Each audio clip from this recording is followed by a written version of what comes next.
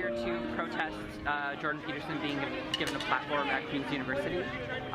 Jordan Peterson, aside from not knowing what he's talking about vis-a-vis the law, Peterson tends to incite hatred wherever he goes.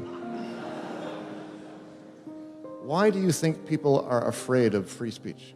Well, you know, people develop an ideological view of the world because they don't want to think through things in real detail, and they're aided and abetted in that endeavor by their pathological professors who are feeding them, what would I say, an oversimplified radical view of the world that, in my estimation, is fundamentally based in resentment. It's easy virtue. You know, you can stand up in front of 900 people with your placard and your screeching, and you can declaim to the entire audience your fundamental moral superiority. You can tell everyone at once that they're all beneath you and you're standing for the right thing, and absolutely none of that is earned. You know, like what the hell was that? No, seriously, man. It's just complete misbehavior.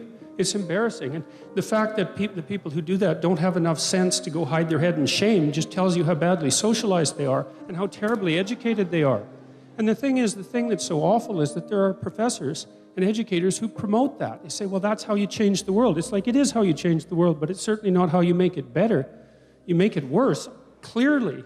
You know, there's no comfort in that, and there's nothing about it that's impressive. It's no better in some sense than a 2-year-old having a tantrum on the floor.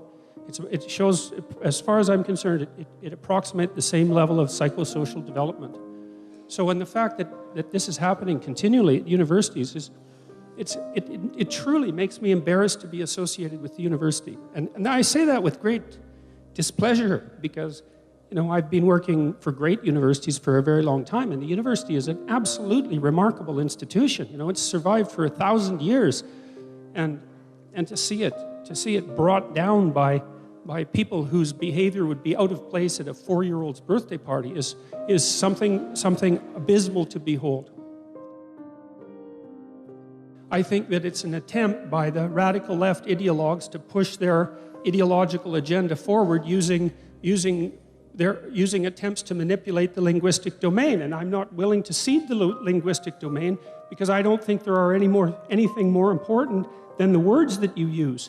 And then when the government says, well, you should start using these words, you should start thinking hard about your damn government, because your words are no different than your thoughts, and your thoughts orient you in the world.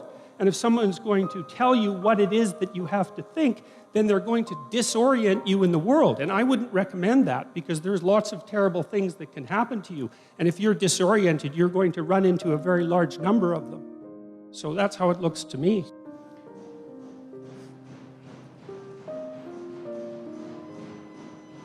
These people are not your friends.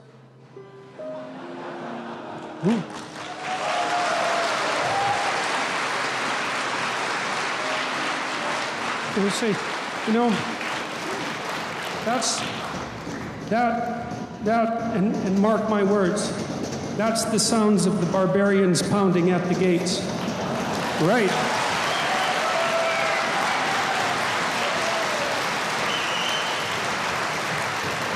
Yeah, that's, I'll tell you again too, that use of inchoate,